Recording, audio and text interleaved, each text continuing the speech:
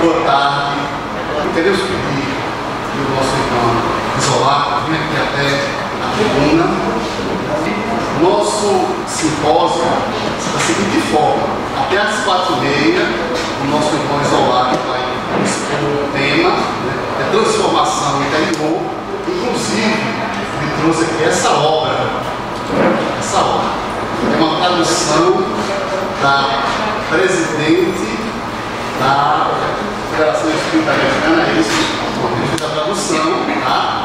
E nós temos lá fora com Sônia, que vai autografar para a gente no intervalo, custa R$25. Essa transformação interior, que é o tema do nosso simpósio, e queremos dizer ao nosso irmão Isolado, seja muito bem-vindo. O IBV abre as portas físicas dos nossos corações e temos a certeza que vamos ter uma tarde agradável.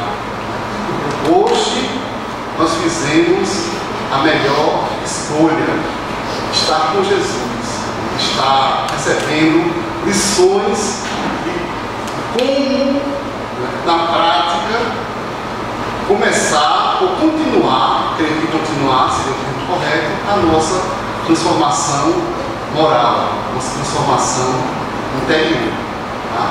Então, sejam todos bem-vindos mais uma vez e fechemos os nossos olhos para fazer a prece no início.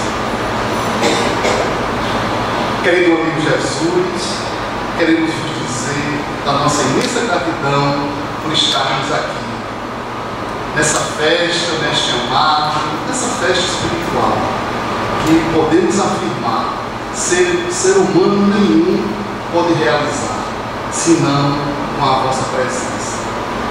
Hoje, nessa tarde, neste chamado, nós possamos colher as sementes do ensinamento, da nossa transformação, possamos aproveitá-las, plantá-las na boa terra dos nossos corações, que ela possa produzir frutos, que ela possa beneficiar também todos aqueles que convivem conosco, porque sabemos a importância de colocarmos no nosso cotidiano os vossos ensinamentos de amor. Nos protege, nos ampara, aquece os nossos corações, dá-nos forças morais para que nós possamos cumprir as nossas obrigações de cristãos, nossas obrigações conforme ensina os vossos ensinamentos. Obrigado, Jesus. Inspira o nosso irmão Isolado, que ele possa receber do alto essas verdades e trazê-las para nós em palavras simples, ensinamentos que são para nós a água que mata a sede e o alimento que nos mata a fome. Assim é chamado em teu nome, em nome da espiritualidade amiga do nosso bondoso Pai Criador, pedimos a permissão para iniciar o nosso simpósio, que assim seja. Uma palavra do nosso irmão Isolado. Minhas queridas irmãs, meus queridos irmãos, que a paz do Mestre Jesus continue conosco. Nosso objetivo é ter um evento assim, o mais informal possível. Tanto assim que eu vou sair daqui e vou ficar por aqui na frente, procurando conversar com vocês, tá certo? Nosso tema é transformação interior. Muita gente fala reforma íntima. Outros, como Allan Kardec, lá no Evangelho segundo o Espiritismo, fala transformação moral. Reconhece-se o verdadeiro espírita pela sua transformação moral e pelos esforços que emprega para dominar suas más inclinações. Né? Então, um tema, às vezes tem mais de um nome, mas é um tema só. Ou seja, nós vamos abordar essa questão da nossa melhoria, principalmente do ponto de vista moral. Né? Esse tema, a gente poderia dar muitas abordagens, ou seja, a gente pode dar um enfoque de uma maneira, de outra maneira, com um objetivo, com objetivos diversos. O de hoje, nós pretendemos transmitir para vocês uma técnica, ou um conjunto de técnicas, vamos dizer assim, de transformação moral, que foram desenvolvidas por dois espíritos missionários, que o primeiro, Agostinho, essa metodologia está no livro dos Espíritos, não tem nenhuma novidade para vocês, tenho certeza, e uma outra metodologia que foi desenvolvida por Benjamin Franklin, que é nova, mas também não tem mistério nenhum, né? E a nossa abordagem é a seguinte: nós vamos apresentar essas formas de trabalho e alguns conceitos que vão viabilizar a cada um desenvolver, ou melhor, adaptar para si uma técnica de melhoria moral. É só isso. E, na verdade, técnica não é bem termo, é mais assim um roteiro, né? Um trabalho que a gente faz diariamente no sentido de nos conhecer e no sentido de a gente procurar superar algumas deficiências e adquirir virtudes, melhorar nossos hábitos, enfim. Esse é o trabalho de hoje. Vamos aqui para o nosso... Vamos aproveitar uma técnicazinha de imagem para dar a mensagem inicial. Esse trabalho ele pode ser enfocado de uma maneira extremamente simples.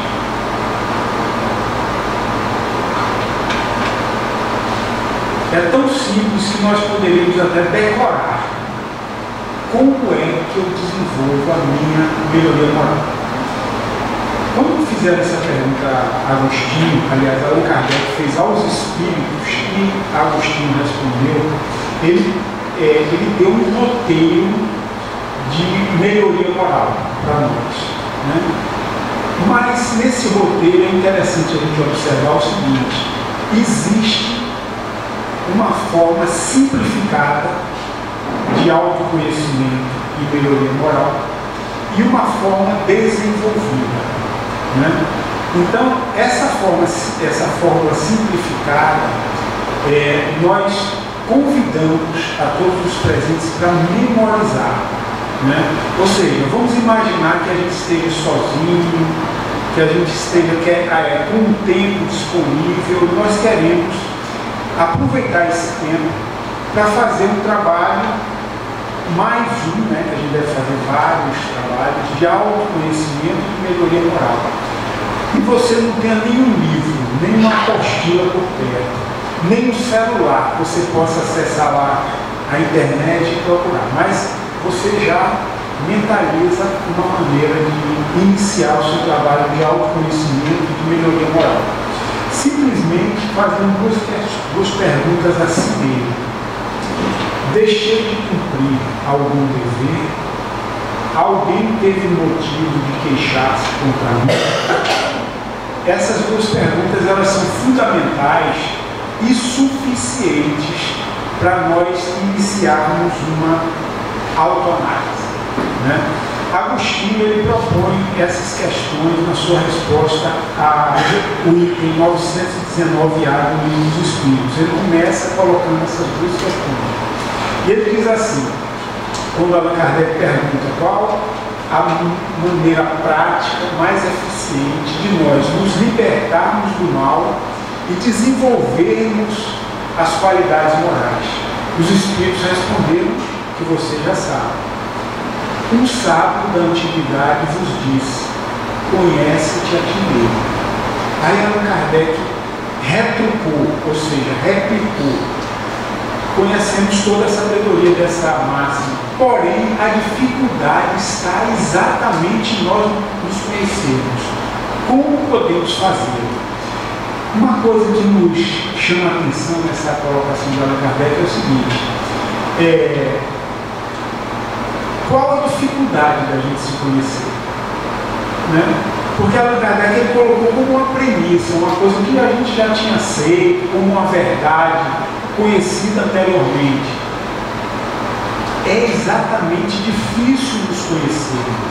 É difícil nos conhecermos, como fazer? Uma coisa que a gente poderia se perguntar é o seguinte: por que é difícil? Que dificuldade é essa que Allan Kardec colocou? Né? a gente poderia fazer uma reflexão assim para nos ajudar a entender essa dificuldade. Eu não sei se vocês conhecem pessoas, eu estou colocando aqui de uma maneira muito terra-terra, vocês me desculpem a forma como eu vou colocar, mas é só para a gente iniciar uma reflexão e a gente entender que nós temos dificuldades de identificar alguma deficiência em nós, de nos conhecer. Né? Vamos fazer essa reflexão. Eu não sei se vocês já viram aquele tipo de pessoa que quando ela chega no ambiente social a gente diz, olha, cuidado com essa pessoa aí, né? Cuidado, porque é uma pessoa que às vezes é inconveniente, parece que não tem assim o senso de educação, de saber as medidas, o tom, a força das críticas, os momentos de falar as coisas. Então é uma pessoa assim que parece que está meio deslocada do ambiente, às vezes sai ferindo os outros, né? De uma maneira assim, falta tato às vezes, né? Não sei se vocês conhecem gente assim. Mas o fato é o seguinte, que muitas vezes existem essas pessoas, quando elas chegam no ambiente social, nós, e às vezes nós, quem sabe, nós somos até modestos, não estou falando nós, mas eu estou me incluindo na possibilidade também de ter uma deficiência dessa. Mas o fato é o seguinte, que são pessoas que a gente tem que ter cuidado e que a gente pode esperar qualquer coisa delas, né? Ou seja, qualquer crítica de qualquer jeito. E aí as pessoas têm mais reservas e não são muito sinceras com elas, muitas vezes, né? Às vezes tem um assunto que a gente procura mantê-las distantes porque elas vão fazer críticas inconvenientes, enfim, vai ser uma situação um pouco desagradável. Então, essas pessoas muitas vezes são apartadas de maneira informal, né? E de uma maneira às vezes silenciosa, às vezes elas ficam naquele cantinho. E muitas vezes a gente até gosta delas, né? E nós teríamos vontade que elas se entrosassem melhor, que elas tivessem uma percepção melhor da sua forma de se relacionar, da sua forma de falar, de abordar os temas, as pessoas, né? E às vezes a gente tenta chegar para ela e dizer assim, olha, será que você não podia refletir um pouquinho? Será que falando desse jeito aqui não seria melhor que desse? E às vezes a pessoa diz assim, mas eu sou uma pessoa muito educada, eu sou uma pessoa que tem muito tato de falar com os outros. Mas, puxa, não tem jeito, né? É uma pessoa que não aceita orientação, não aceita dicas, por mais educado que você seja, ela parece que não enxerga aquele comportamento dela, né? Ela faz e é cega para o que faz, ou pelo menos para a qualidade do que ela faz, do que ela diz, de como ela se comporta, de como ela aborda, né? E muitas vezes de como ela invade temas que são às vezes privativos das pessoas. Então por isso é uma pessoa às vezes que não é tão bem recebida no meio social. Então a gente vê claramente que essas pessoas elas têm dificuldade em se perceberem, em se avaliarem e em avaliarem a qualidade do que elas fazem. Mas se nós fôssemos mais atentos, né, e atentos em relação a nós mesmos, nós iríamos ver que muitas vezes nós somos cegos também. Não só para o que nós fazemos, mas para a qualidade daquilo que nós fazemos. Muitas vezes a gente machuca as pessoas sem querer, né? E às vezes a gente nem percebe. Muito tempo depois a gente diz assim, a gente recebe uma queixa dessa pessoa e diz, puxa, mas eu pensei que estava até ajudando, eu pensei que estava agradando, né?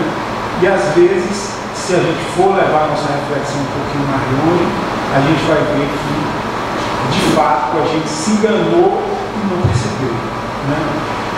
Pois bem, então era isso que Allan Kardec estava querendo dizer, quando ele dizia assim, exatamente essa é a dificuldade, né? Conhecer-se a si mesmo. Como fazer? Aí Agostinho responde, quando eu vivi na Terra, todas as noites eu me questionava. Passava em revista as ações do dia e me questionava. deixei de cumprir algum dever, ou seja, diariamente ele fazia isso, né? Deixei de cumprir algum dever hoje, alguém tem algum motivo de queixar-se contra mim? Mais adiante nós vamos ver por que essas questões precisam estar sempre presentes na nossa mente. Um pouquinho mais embaixo da pergunta ele diz: foi assim que eu cheguei a me conhecer e a me superar.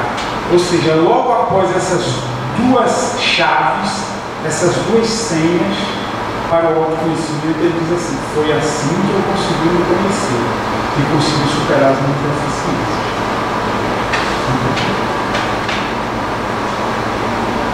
Quando nós resolvemos lançar esse livro aqui, resolvemos lançar pelo seguinte: na verdade esse livro foi escrito em inglês pela Jussara Córdoba, que ela é presidente da Federação Espírita dos Estados Unidos. Então nós encontramos na internet em PDF, demos uma lida no livro, quer dizer, assim, pelo fato de nós conhecemos um pouco inglês, eu dei uma lida no livro, e a minha percepção desse livro aqui foi a seguinte: ele fala de reforma moral de uma maneira assim, tão prática, tão simples, tão objetiva, e tem alguns textos que eles são impulsionadores na minha percepção para que a gente melhore, né? Existem algumas reflexões que nos levam, por exemplo, a perceber bem a necessidade da humildade, do perdão, da brandura, etc. São, muitas vezes, textos tirados do Evangelho de Jesus, às vezes de alguma mensagem espírita, tem desenvolvimentos de autoria dela mesmo, tem mensagem psicológica pela Jussara, que ela médica também, né? Mas, assim, a grande maioria desses trabalhos, e tem alguns pesquisadores do comportamento humano, alguns psicólogos, né? Então ela conseguiu conectar, concatenar esse trabalho e trazer assim, um trabalho rico, né? Que fala sobre o autoconhecimento, sobre a transformação moral, e ao mesmo tempo ela trouxe um roteiro. E é isso que eu achei muito interessante e muito importante. De tal maneira que esse livro ele é um roteiro de um curso que já foi feito lá nos Estados Unidos, em vários centros espíritas lá, em várias lições. Na verdade, ele é o segundo volume do estudo sistematizado do Espiritismo deles, lá, que eles fizeram lá. Então nós trouxemos para cá pela importância do tema e pela forma didática com que ele foi produzido, né?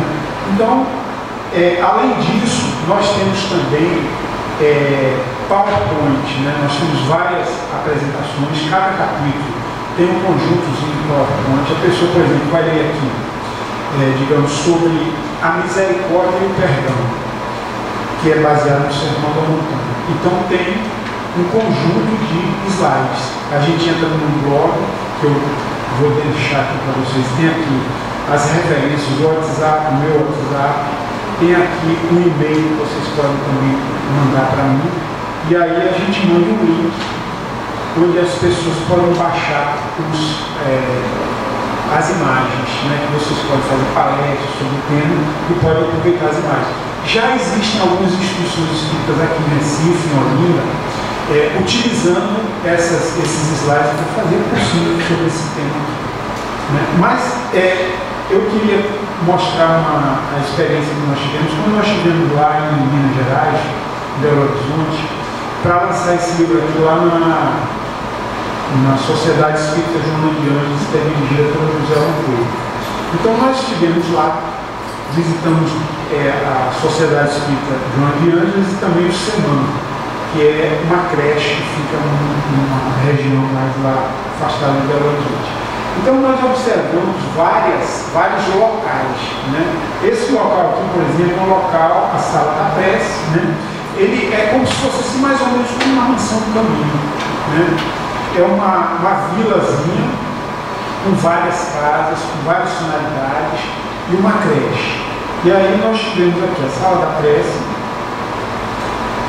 a fluidoterapia. Essa sala de fluidoterapia aí a gente está vendo as camas, né? As pessoas se deitam, tem paz e tudo mais. Nessa região aqui, nesse ambiente aí, também se aplica a tomada do roupeiro e os pais. Essa daí é uma imagem, infelizmente não dá para vocês verem bem, mas se depois vocês quiserem se aproximar, eu posso mandar. É uma figura dos apóstolos de Jesus, que tem naquela sala de fluidoterapia. E aqui também é uma figura do Mesmer, que é o vovô Pedro, né, que ditou a pomada vovô Pedro. E aqui é o que eu queria chamar a atenção de vocês. Existe uma salinha específica, mera coincidência, mas para mim foi importante registrar, uma salinha chamada Conhece-te.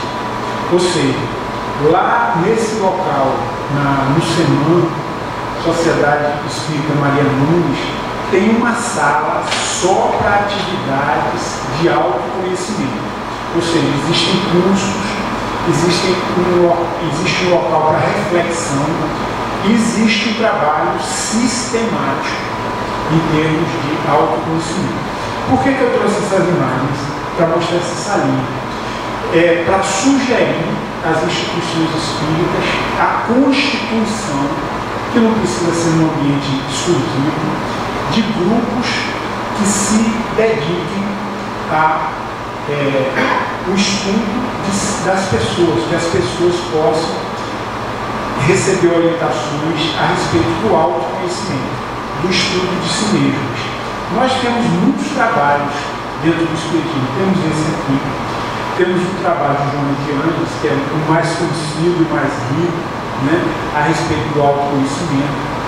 Existe um trabalho de Ney Prieto Pérez, que é a nossa irmãzinha minha leitora, né? Então, assim, a gente tem recursos para a gente criar um trabalhozinho desse na instituição espírita. Isso é muito interessante, por quê? Porque à medida que nós vamos fazendo o autoconhecimento, procurando nos comportar melhor, procurando nos desenvolver melhor, procurando nos relacionar melhor, a gente vai conseguindo, a melhoria ela vai surgindo a partir de nós mesmos. A nossa família melhora porque nós damos um bom exemplo aos nossos filhos, à nossa esposa, os nossos vizinhos, os nossos colegas de trabalho e os nossos colegas, os seus espíritos, né? Então, assim, é um trabalho que precisa ser feito. Ele é feito, obviamente, individualmente, cada um que faz. Mas a instituição espírita pode orientar, pode incentivar. A nossa proposta, na verdade, é que a gente faça esse trabalho de autoconhecimento como se fosse um seminário. Se a pessoa não pode fazer continuamente, não tem espaço na casa espírita, a nossa sugestão é que a gente faça a cada 3 anos, pelo menos um seminário, né? Mas por que isolar? Que a cada 3 anos nós estamos nos baseando na mensagem de Emmanuel. Aí aqui, olha, nós temos uma mensagem de Emmanuel que ele diz assim: o espírita que não se melhora a cada 3 anos permanece estacionário. É uma mensagem que tem de Emmanuel de autotransformação. Então nós estamos nos baseando nela para sugerir o seguinte: pelo menos a cada 3 anos vamos nos recordar da necessidade do autoconhecimento e da autotransformação. Se a gente não pode fazer isso de uma maneira sistemática. É uma sugestão, né? Eu não sei se pega, se cola bem, mas a gente está sugerindo isso. Eu mesmo estou procurando, eu mesmo me despertar e botar lá na minha agendazinha do Google. A cada 3 anos se lembra disso aqui. Você precisa dessa instituição. Como nós estamos dizendo, o nosso objetivo é trazer algo extremamente simples, que aliás nós já falamos, né? 2 perguntas fundamentais. Deixei de cumprir algum dever? Alguém tem alguma queixa contra mim? Quando eu falo isso com meus filhos, eu repito tanto que eles dizem assim: pai, não deixa de chateação. Eu digo, mas é para decorar, para fazer diariamente o exame de consciência, né? Agora, como nós dizemos também, nós temos o critério de Benjamin Franklin, o critério de Santo Agostinho, e cada um pode construir o seu critério baseado nesses critérios, né? Ou seja, fazer uma relação de virtudes que que você deseja seguir e que quer criar um certo controle em si mesmo, no seu próprio comportamento, uma atenção maior naquelas virtudes. Então esse é o trabalho de Franklin, que a gente vai dizer para você já já. Mas para essa construção, né, nós queríamos dizer para vocês como é esse processo todo, ou seja, para capacitar cada um de nós para fazer esse roteiro personalizado, é interessante que a gente observe o seguinte: o processo de transformação moral, nós entendemos que ele tem 3 passos. O primeiro passo seria a gente ter em mente um padrão moral, ou seja, quais são as virtudes que a gente quer atingir, ou seja, qual é o ser que a gente quer ser igual a ele. Vamos dizer, Jesus, né? É um programa de longo prazo, né? Existem alguns intermediários também. Ou existe uma lista de qualidades que a gente quer seguir. Olha, eu quero ser assim, né? A gente faz uma listinha, a gente faz uma relação, um padrão moral. A segunda coisa, o autoconhecimento. Ou seja, eu quero atingir aquele ponto lá, mas qual é o ponto que eu estou agora? Né? Como é que eu sou agora? Aí, a partir do momento em que a gente visualiza o nosso padrão moral, em que a gente visualiza a nossa situação atual, aí você já pode traçar um caminho. Ou seja, eu tenho que percorrer esse caminho daqui para lá, né? Que é a autotransformação consciente.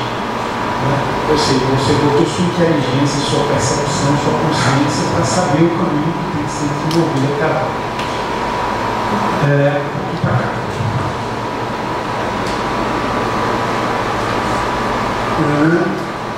Bom, isso aí é muito roteiro para mim mesmo, mas para ajudar vocês. Na verdade, quando a gente pensa em padrão moral, muitas vezes a gente pensa assim: o que são as virtudes que a gente aprende no centro espírita? Quais são as virtudes que a gente aprende no centro espírita, ou na igreja, ou no evangelho, ou num livro sagrado, religioso qualquer? Normalmente, nós enfatizamos aqui no centro espírita as virtudes relacionais, ou seja, vamos praticar caridade, vamos ser pacientes com as deficiências do próximo, né? Então a gente tem um conjunto de virtudes que a gente chama de relacionais, ou seja, como é que a gente se relaciona com as pessoas. Mas não é tudo. A nossa sugestão, obviamente, que se a gente pode pensar assim, não, mas a principal virtude relacional é a caridade. A caridade é a base para todas as virtudes. E a partir do momento que a gente tem a caridade, todas as outras virtudes a gente vai conquistando, de fato. Mas vamos fazer uma classificação assim, para a gente visualizar e ao mesmo tempo a gente comprovar que, de fato, a caridade é o fundamento de todas as virtudes e vamos dizer assim, o motor do desenvolvimento moral, né? Mas a gente tem também outras categorias que a gente poderia citar. Virtudes pessoais, né? Virtudes pessoais, a gente é tranquilo, a gente é calmo, a gente tem segurança no que diz, a gente tem fé, né? A gente tem cuidado com o nosso corpo, né? Ou seja, não é uma virtude de relação, é uma virtude que você tem com você mesmo. É um cuidado que você tem com você mesmo. Uma busca de desenvolvimento que você tem que estar lá dentro de você mesmo. Então, a virtude pessoal. Virtudes relacionais. O outro conjunto seria virtudes operacionais. Ou seja, como é que você faz o seu trabalho? Você faz o seu trabalho de maneira organizada, de maneira disciplinada. Você desperdiça tempo, né? Como é que você faz? Enfim, então esse conjunto. Vamos dar um exemplo aqui dessas relações, de uma relação, que na verdade é uma relação de Benjamin Franklin, porque o critério de Benjamin Franklin era a relação de virtudes. Como é que ele cuidava?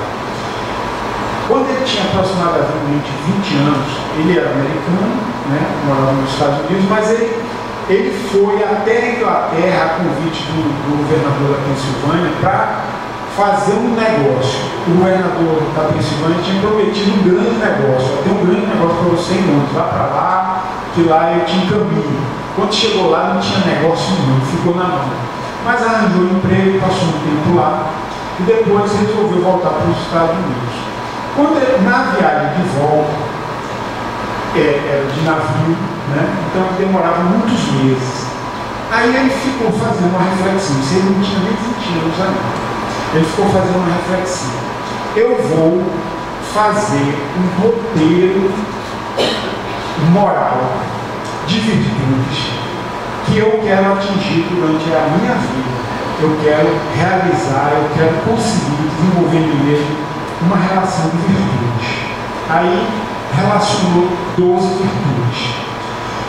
Eu vou dizer algumas de memória só para ilustrar, mas depois eu vou mostrar para vocês ali. Temperança. Ele colocava assim, virtude da temperança. E o que é essa virtude? Como é que eu desenvolvo ela? Aí botava uma frasezinha do lado. Ele dizia assim, não coma em excesso, nem beba em excesso. Temperança, né? Organização ou ordem. Cada coisa tem seu lugar, cada atividade tem seu tempo, né? E por aí vai. Aí ele ia colocar moderação com as pessoas, não ser muito rígido com o julgamento e tal. E aí por aí vai. Então ele fez uma relação de 12 virtudes. Aí o que ele fazia? Ele diz, em cada semana eu vou me dedicar a uma virtude dessa. Eu vou trabalhar para ser mais organizado durante essa semana. Na próxima semana eu vou trabalhar para ser temperante. Na outra semana eu vou ser mais moderado. E por aí vai, né? De forma que em 12 semanas ele tinha feito toda a listagem dele, de exercitar todas aquelas virtudes. Na 13ª semana ele recomeçava. E assim incessantemente, ou seja, a busca da virtude, eu vou treinar essa virtude nessa semana, na outra semana dela, até que aquelas virtudes se tornassem hábitos para ele. Mas quando ele chegou lá nos Estados Unidos, um colega dele, um amigo dele, disse assim, Franklin, você sabia que você é tido como um camarada assim, difícil de se relacionar? A gente não pode falar nada para você, não pode contradizer você. Você é tido como um sujeito arrogante, inclusive eu acho você muito arrogante. Aí ele foi para casa. Quando chegou em casa, ele escreveu assim, um amigo teve a gentileza de dizer que eu sou arrogante. Aí, meu Deus, que amigo tão gentil, né? Vocês têm amigos que dizem isso para vocês? São tão gentis assim? Não, ainda bem. Né? Mas ele disse, um amigo teve a gentileza de dizer que eu sou arrogante. Aí ele disse, eu preciso colocar mais uma virtude naquela relação das 12. Humildade. Aí botou lá, humildade. Como é que eu vou ser humilde? Imite Sócrates e Jesus. Aí eu disse assim, está desatualizado. Imite Sócrates, Jesus e Chico Xavier. Dá certo? Você aprova? É a novidade. Então, aí está o critério do Benjamin Franklin de desenvolvimento das virtudes, mas de combate aos seus defeitos. Todos os dias ele passava a relação no final do dia. Ele dava uma olhadinha assim, no final do dia e fazia o seguinte. Como eu disse para vocês, esse livro aqui ele é baseado nas virtudes de Franklin, nessas aí. Mas existe um detalhe. A Jussara, ela descobriu uma coisa importante. Essas virtudes de Franklin, elas estão relacionadas às bem-aventuranças do Sermão da Montanha, né? Ou seja, na verdade o Franklin foi muito lindo mesmo. Ele dizia assim, humildade, ele está associado àquela bem-aventurança, bem-aventurados os pobres de espírito, moderação, bem-aventurados os misericordiosos. Então, a estrutura do livro é essa. Ou seja, cada capítulo fala de uma virtude de Franklin relacionada com o Sermão da Montanha. E aí existia aqueles exercícios semanais que ele fazia, que são não mais 12, mas 13, porque ele acrescentou humildade, né? Então, no final de 13 semanas, ele cumpria aquela listagem, na 14ª ele reiniciava e durante o ano ele passava 4 vezes a relação, porque 13 vezes 4 é 52. E 52 é o número de semanas que tem no ano, né? Mas diariamente ele fazia também uma análise. Ele dizia assim, no final da tarde ele dizia assim, Como é que eu tive hoje a humildade? Eu fui humilde hoje ou não? Aí ele disse, poxa, eu falhei na humildade.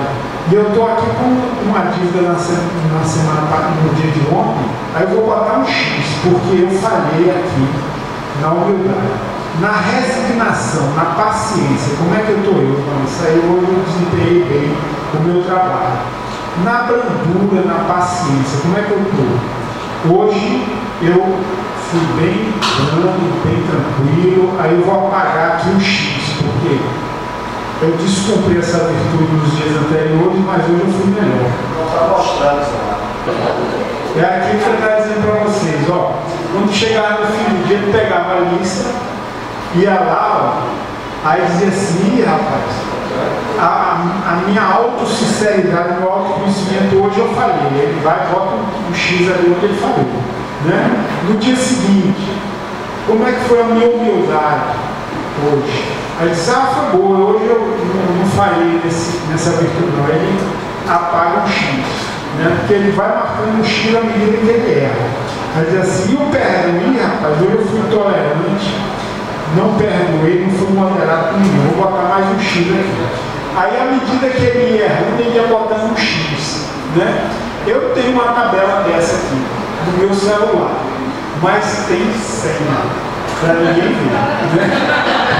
Vocês estão achando graça, né? Mas eu até que defendo essa postura da gente, quando fazer uma anotação sobre você mesmo, você fazer de uma maneira que só você tem acesso. Sabe por quê? Porque você fica bem à vontade de ser sincero, né? Se você deixar a mulher ver, você diz, não me lembro. Então, aí você já fica assim, vacilando, né? Não, é você com Deus, né? É você com Deus. Então você bota assim, deixa guardadinho. Eu vou fazer um, vou colocar a minha. Sou machista. Pois é, então assim, mas é interessante essa questão da anotação, porque a gente vai chamando mais atenção daqueles pontos que a gente precisa cuidar mais, né? E seja só com você, né? É só isso aqui, eu preciso melhorar isso aqui, como é que eu vou fazer? Aí você vai trabalhando, né? A gente vai chegar lá na questão da autotransformação também. Aqui a gente pode observar o seguinte, nós temos virtudes como conhece-te a ti mesmo, sinceridade consigo mesmo, humildade, resignação na adversidade, brandura, paciência, retidão, frugalidade, temperança, perdão, tolerância, moderação, limpeza e castidade, resolução, justiça, diligência. Diligência é assim, a gente não desperdiçar o tempo, é a gente aplicar o tempo da gente em coisas construtivas, né? Ordem, exemplos de transformação moral, ou seja, não é propriamente uma virtude, mas no final o combate ao egoísmo. Ou seja, esse exemplo de transformação moral significa o seguinte: como é que eu estou em relação aos meus professores morais, né? Você elege Jesus, você elegeu Chico Xavier como professor da humildade, e a gente pode refletir, uma das coisas que podem ser feitas para ajudar a gente na nossa melhoria, é a gente eleger o nosso monitor, né? Mahatma Gandhi, Francisco de Assis, eu não sei, estou dando um exemplo assim, a gente pode, poxa, eu vou estudar um pouco sobre a vida desse cidadão aqui. Agostinho, como é que ele se transformou daquela vida de mundana numa vida de virtude, né? Paulo de Tarso, Maria Madalena, né? E por aí vai. Então, como é que eu estou em relação a esse pessoal? Tenho lembrado dessas virtudes. Nós gostamos de dizer o seguinte também: muitas vezes a gente pode aprender com o erro dos outros. A pessoa errou, você observa ao longo do tempo, um parente cometeu algum erro, né? Você observa as consequências. Aprendi como não deve ser feito. Mas existem também outras formas de aprender com as virtudes alheias. Quando a pessoa faz o bem, quando a pessoa segue o bem, seguiu o bem, deu um bom exemplo, vou aproveitar também, né? Então, aprenda com os erros dos outros, mas aprenda também com as virtudes dos outros, né? Quer sejam encarnados, desencarnados, quer seja um vulto da virtude da humanidade, tudo isso a gente pode fazer. E por fim, combate ao egoísmo, a prática do amor e da caridade. Pessoal, eu tinha pensado em dar um espaçozinho assim para a gente fazer uma simulação, vocês fazerem uma reflexãozinha aqui. Eu vou distribuir um papel e vou falando assim. Vou fazer uma simulação. Aí você escreve, aí você vai refletir durante o dia de hoje e o dia de ontem, tá certo? Aí vai fazer uma anotaçãozinha assim, sim ou não. Eu sugiro até o seguinte, que vocês pensem no código, para que o vizinho não fique olhando como é que está o seu comportamento, tá certo? Você pode, por exemplo, pensar num quadradinho e uma bolinha, num círculozinho. Aí pense aí, sem dizer a ninguém, o círculozinho é sim e o quadrado é não ou o contrário. Adote um código individual aí, eu vou distribuir para vocês, tá certo? Obrigado. Eu vou falando aqui virtudes, aí vocês vão refletindo sobre isso. Se quiserem fazer alguma anotação, façam, tá certo? Estou aqui essa tabelinha que eu vou ditar aqui para vocês foi uma tabela que eu desenvolvi para mim mesmo com base no Benjamin Franklin. Na verdade, isso aqui é simplesmente uma mistura das virtudes que tem no Evangelho segundo o Espiritismo e de algumas virtudes operacionais que Benjamin colocou. Por exemplo, diligência, ou seja, não perca tempo, ordem, são virtudes operacionais, que normalmente, às vezes, no Evangelho a gente tem alguma dificuldade de encontrar, mas tem. Mas no Evangelho segundo o Espiritismo tem também. Então eu me baseei no Evangelho segundo o Espiritismo para fazer a minha tabela, né? E aí eu compus uma apostilazinha de transformação moral. Aí eu vou deixar aqui, quem quiser tirar xerox, eu não tirei xerox para todo mundo, certo? Mas aí tem aqui, isso que eu estou dizendo está tudo aqui. Você pode passar por e-mail? Eu posso mandar por e-mail também, para quem quiser, distribui quem quiser, fica à vontade. Pessoal, eu vou falando e você reflete. E se vocês quiserem anotar alguma coisa, fica à vontade. Como eu disse, né? Virtude, paciência e resignação à adversidade. O que é isso? Explicação. Resolver as dificuldades com inteligência, moralidade, legalidade, sem causar grandes danos a si ou ao próximo. Suportar as dificuldades pacientemente, sem reclamação. Então, não estou olhando para ninguém, estou olhando só para mim, tá bom? Humildade. Submeter-se à vontade de Deus. Não se considerar superior a ninguém. Não se considerar infalível. Saber que é capaz de errar. Item 3. Pureza de coração. Desprendimento dos bens terrenos. Frugalidade. 4. Pureza de coração do novo. Temperança. Não coma excessivamente. Não use o sexo a não ser para a reprodução ou para atender a necessidade. Nunca por fraqueza, nem se for para prejudicar a si próprio ou ao próximo. Brandura e mansuetude. Peraí, deixa eu te perguntar uma coisa. Quer dizer que você colocou comida em excesso e sexo na pureza do coração? Foi mal colocado, você achou? Não, Eu coloquei 2 itens, né? Eu coloquei 2 itens de pureza. Essa classificação que a gente faz pode ser instrutível, né? Você acha que poderia ser melhorado? Não, eu fiquei pensando assim, por que você colocou impureza? Poderia ser colocado em outro item do Sermão da Montanha, por exemplo, daquelas virtudes de Jesus. A gente pode discutir, não tem problema assim. Você, como tem meu zap, Você pode até depois fazer mais considerações e tal, não tem problema nenhum. Aí eu vou deixar a apostila, tá? Brandura e mansuetude. Manter a emoção mais tranquila possível ante quaisquer provocações. Nunca usar violência mental, verbal, emocional ou física. Misericórdia, perdão, reconciliação com o adversário. Libertar-se da mágoa e do rancor, porque são venenos para quem sente. Pagar o mal com o bem. Cuidar do corpo e do espírito. Alimentar-se em quantidade e variedade adequados. Mastigar bem. Fazer moderadamente exercícios aeróbicos de musculação. Seguir orientações de profissionais de saúde. Está bem colocado? Aí tá. Tá, beleza. Prudência. Avaliar riscos. Ser cuidadoso, não correr riscos desnecessariamente. Reflexão, refletir antes de agir e de falar. Pacificação, ser pacífico, conciliador e pacificador.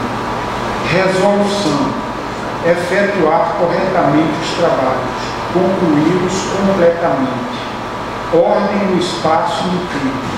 Cada coisa em seu lugar, cada lugar tem sua coisa, cada tempo tem seu trabalho e sua realização. Justiça e retidão. Reconhecer as próprias falhas e repará-las.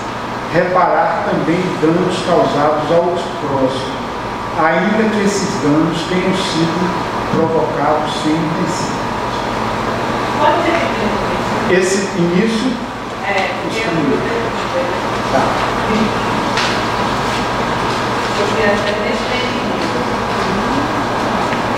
Eu vou deixar para reproduzir e distribuir também via internet, tá?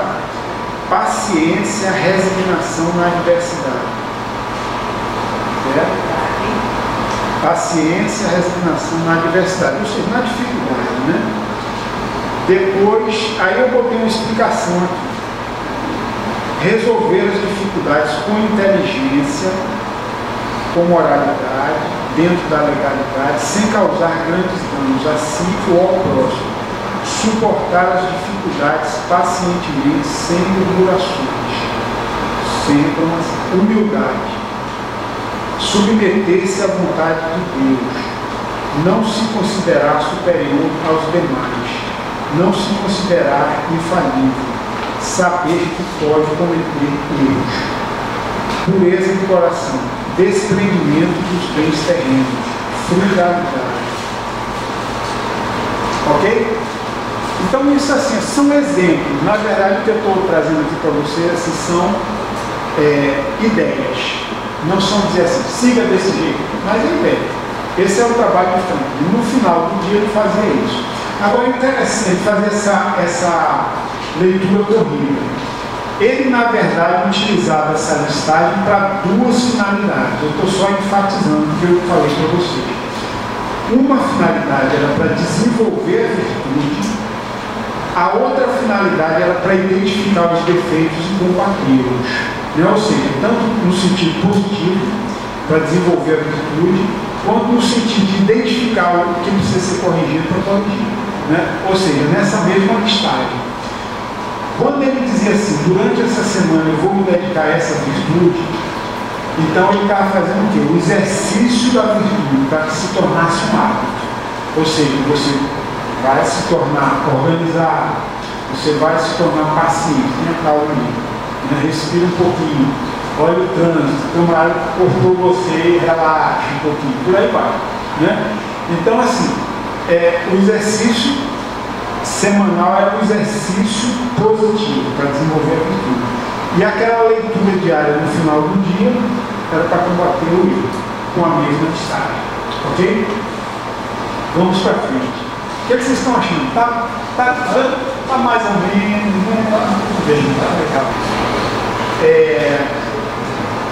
Se você fosse tentar identificar nessa lista de perguntas que eu fiz, o que é que você chamaria assim, ou então em outra listagem, em outras fontes, o que é que você chamaria de virtudes pessoais, relacionais e operacionais? Dá um exemplo assim, vocês mesmos.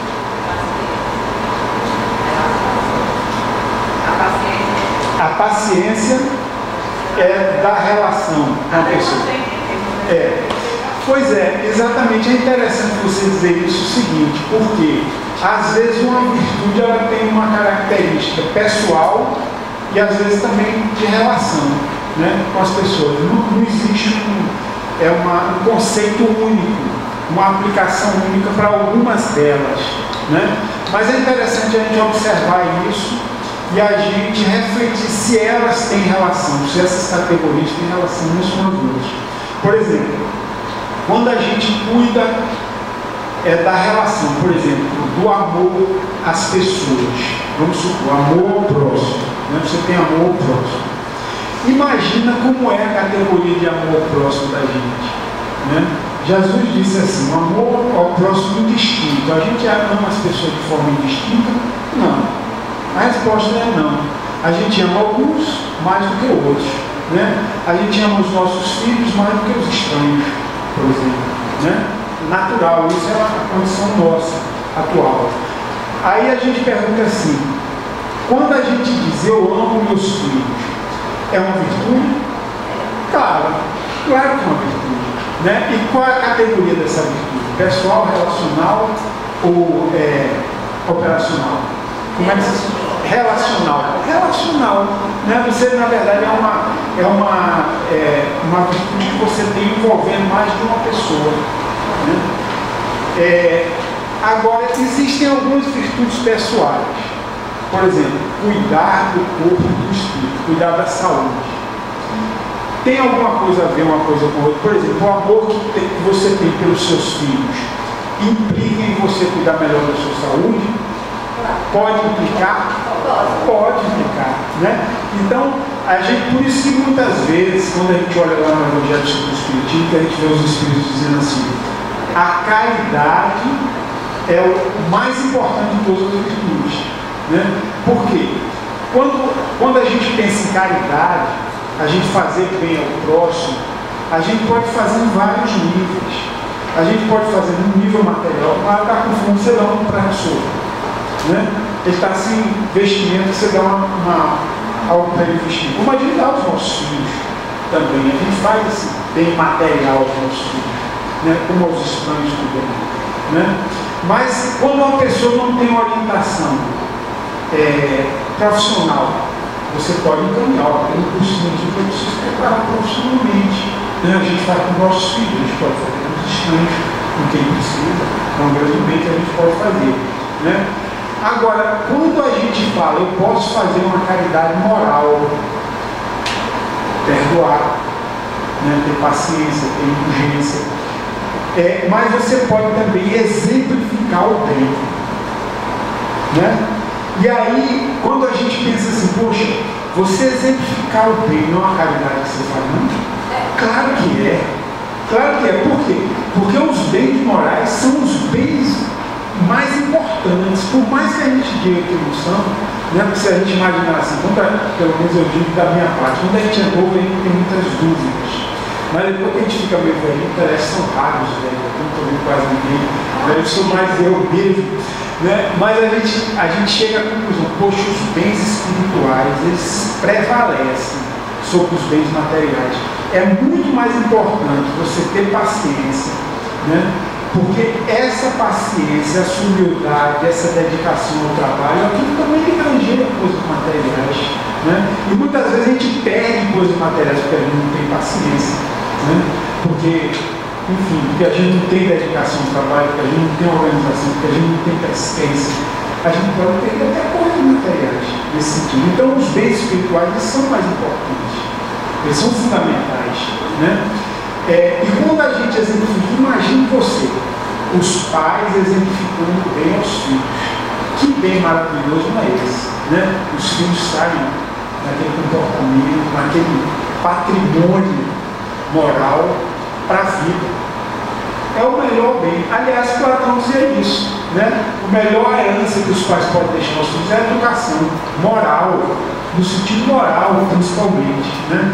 Você desencarnou, a herança acabou, mas aqueles princípios morais ficaram ali. Aquele comportamento bom ficou ali no seu filho, né? Aí ele tem um princípio de viver, de saber viver, de saber usar os recursos e tudo mais, né? Porque vocês não ficou o amor, o trabalho, tudo mais, Gisele. E falar uma coisa que eu penso bem assim, porque às vezes a gente vê o espírito, já tem uma certa condição, aí as pessoas têm maneira assim, mas ele foi muito preparado, é um Francisco, né, de Assis, é um Chico Xavier, não sei o quê, como se aquilo fosse muito distante e aquela pessoa não pudesse nunca chegar. E aí quando a gente vê pessoas que são iguais a gente, fazendo o bem, dando exemplos, a gente consegue se aperceber e pensar, se ele fez, eu também consigo fazer. Então o que é que precisa? Do meu esforço, da minha motivação para que eu faça. Exatamente, isso. Na verdade, eu gosto até de dizer o seguinte, muitas vezes a gente diz assim, poxa, a gente atingiu uma categoria de Chico Xavier, não é de uma hora para outra, obviamente, né? A gente, na verdade, a gente pode pensar, né, nesse desenvolvimento moral, como a gente planeja a nossa atividade no dia a dia mesmo, né? A gente planeja atividades de curto prazo, de médio prazo, de longo prazo, né? Eu gosto de dizer para os meus filhos, estou exemplificando meus filhos, porque para mim é uma fonte de conhecimento e de bom exemplo, assim, né? Assim, de boa ilustração. Eu digo assim, o que é de curto prazo? Eu vou fazer hoje o quê? A gente faz um planejamentozinho hoje, eu digo até também na brincadeira, eu digo, de segunda a sexta eu tenho um chefe no trabalho, no dia de sábado eu tenho uma chefa. Ela diz assim, hoje você vai fazer isso. Aí eu pego a lista e anoto lá. Quando chega em casa, fez isso, vai prestar conta. Ou seja, é um planejamento curto prazo. Você vai fazer hoje, né? Aí você vai dizer, não, mas durante essa semana eu vou resolver tais problemas, durante esse mês, durante esse ano. É um planejamento de médio prazo. Agora vamos supor que um jovem, como a maioria de vocês, diz assim, eu vou fazer um concurso público. Eu vou fazer um concurso público para juiz. É um planejamento de longo prazo. Né? O camarada não faz de um ano para o outro, ele não consegue habilidade suficiente, conhecimento suficiente para isso. Ele vai estudando aos poucos. Mas só que ele tem que estudar todo dia. Né? Aquele planejamento dele de longo prazo, ele tem que fazer alguma coisa, ele tem que dedicar um tempo hoje para atingir aquele longo prazo. Né? Então, hoje você vai ter que trabalhar o seu longo prazo. Então, Gisele, o que você estava falando, você disse, não, eu não posso chegar a Chico Xavier, não deixa para lá, não deixa para lá não, você tem que continuar, você tem que cultivar essa meta de adquirir aquela virtude longínqua. Hoje você tem que fazer um pouquinho. Tem que fazer hoje. Amanhã você tem que fazer um pouquinho. Porque senão você não chega. Né? Então, mas, enfim, essas questões é preciso a gente ter. O que eu queria dizer, na verdade, só voltando aqui um pouquinho, é o seguinte: nós dizemos assim, ó, pastor, cada um pode fazer a sua relação. Você pode construir a sua relação. Você pode se fazer Benjamin Franklin, que tem aqui nesse livro, né, no Transformação Interior.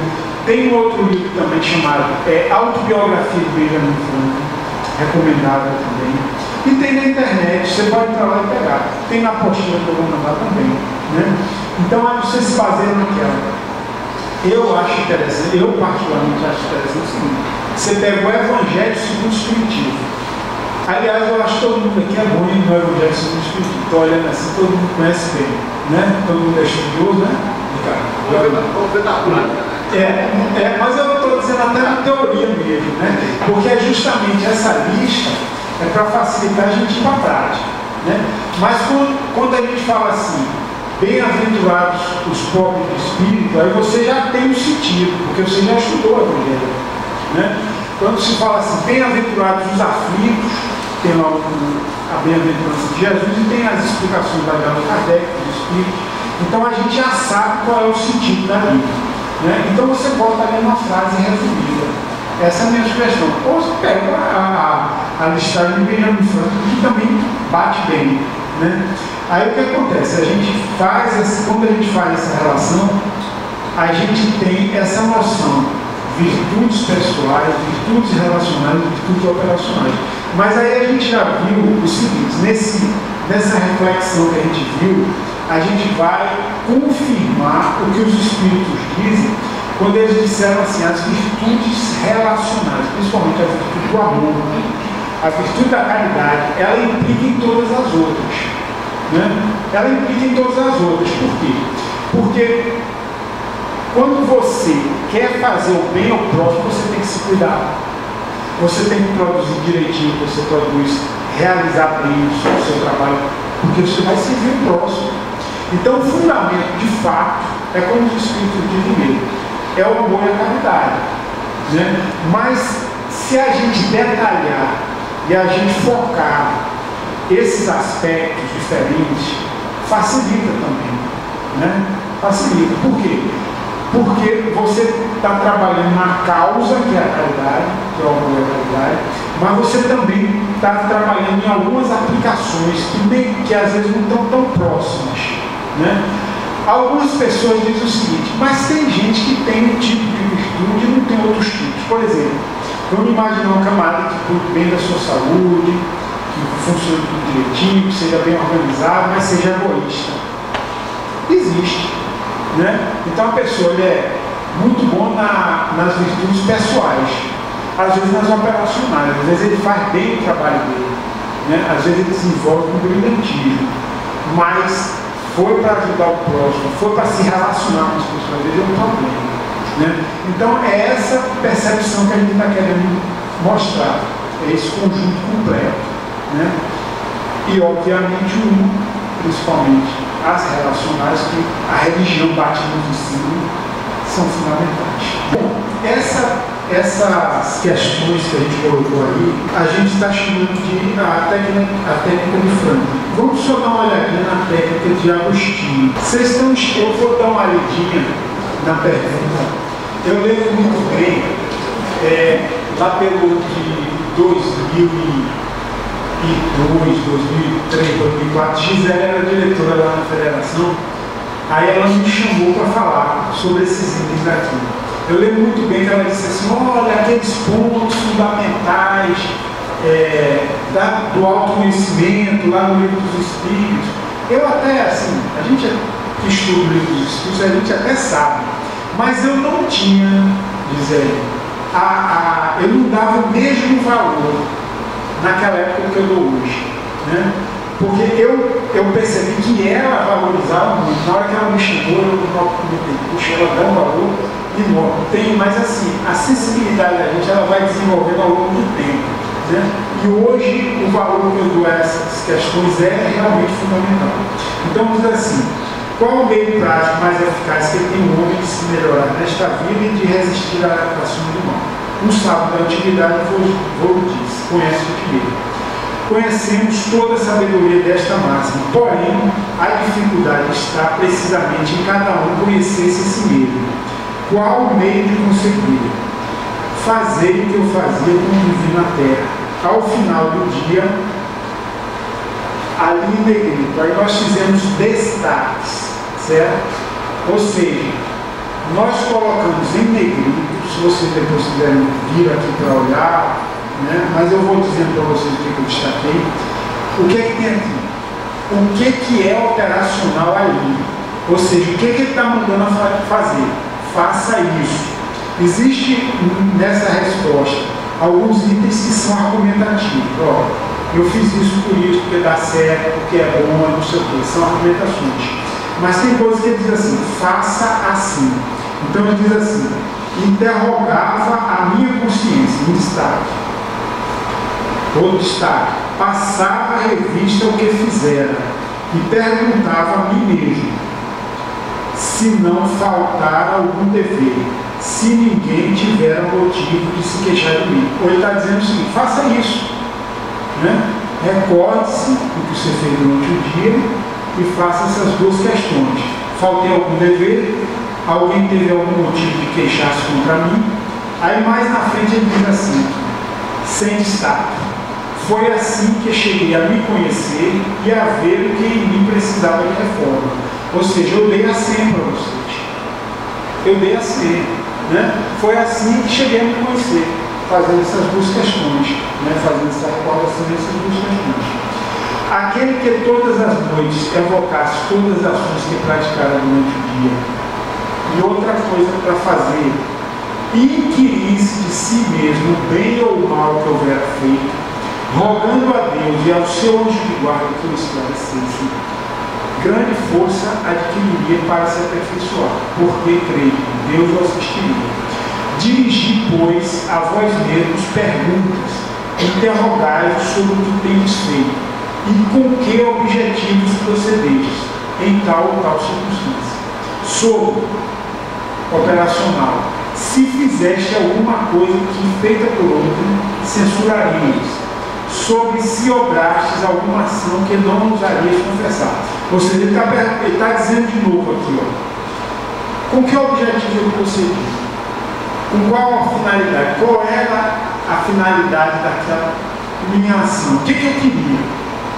Interessante, né? A gente perguntar a nós mesmos, a gente recordar o eu mesmo. Né? Nós gostamos muito de dizer uma coisa. Tem um livro muito importante para você ler. Esse livro chama-se Si Mesmo. Né? Então, essa é a forma.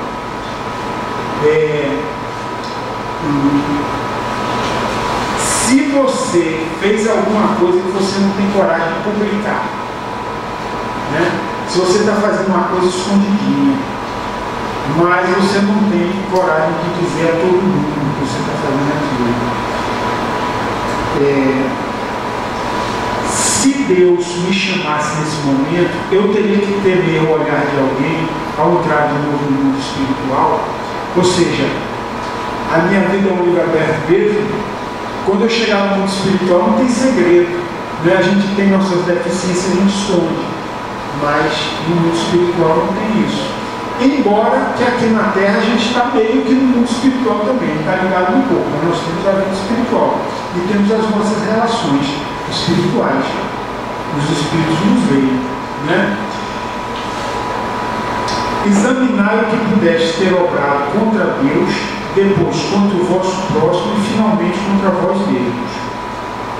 E mais embaixo ele diz assim: perguntai como você qualificaria essa ação se praticada por outra pessoa.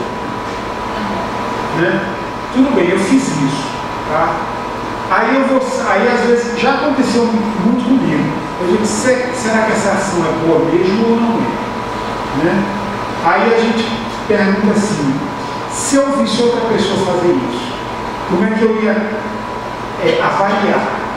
Qual é a nota que eu dou para essa ação dessa pessoa, de outra pessoa fazendo isso que eu estou fazendo? Né? Aí a gente diz assim: poxa, não é bom isso que eu estou fazendo, não. Às vezes a gente cai sim, né? Procurai também saber o que dela pensam os vossos semelhantes. Às vezes as pessoas comentam com o fulano, cuidado com isso, né? Isso não vai dar certo. Às vezes os nossos amigos dizem isso, nossos pais, às vezes nossos filhos. É interessante a gente observar o seguinte: não importa quem diga, quem alerta a gente, é importante a gente não se deixar levar por orgulho, ou pelo menos a gente tentar não se deixar levar pelo orgulho, seja quem for, seja um filho, seja um empregado, seja uma pessoa mais humilde, seja alguém às vezes que a gente não gosta dela, né? Mas às vezes ela nos alerta, e é um alerta às vezes importante, às vezes carinhoso, às vezes é um amigo que nos alerta de uma forma carinhosa, mas outras vezes ele diz assim: não desprezeis a opinião dos vossos inimigos, né? Aí tem uma frase anônima que diz assim: nós não temos inimigos, nós temos instrutores. Né? Ou seja, a gente precisa aprender a conhecer a si próprio. Então vamos nos lembrar de Franklin. um amigo teve a gentileza de dizer que eu sou arrogante, né? Ou seja, é um exercício de humildade. É um exercício de humildade. Então, qual é a nossa forma? É a gente pegar a nossa forma de ser práticos, a gente pegar esses tópicos que estão em destaque, que a gente pode destacar, a gente pode pegar o nosso livro dos Espíritos e dar uma sublinhada nele, e depois fazer uma lista disso aqui, do mesmo jeito que tem lá a lista de Franklin, essa aqui. Vamos dar uma olhadinha aqui nessa lista, como é que ficou. A gente chama de extrato da resposta de Agostinho.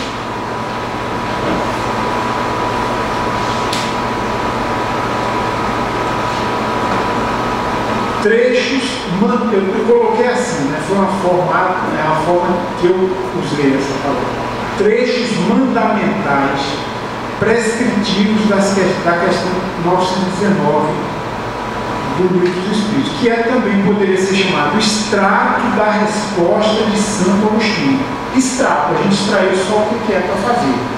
Deixei de cumprir o dever, alguém tem algum motivo de queixar-se contra mim, fiz o bem ou o mal, com que objetivo agir em cada uma das circunstâncias do dia. Fiz alguma coisa que é feita por outra e eu censuraria, realizei alguma ação que não ousaria confessar.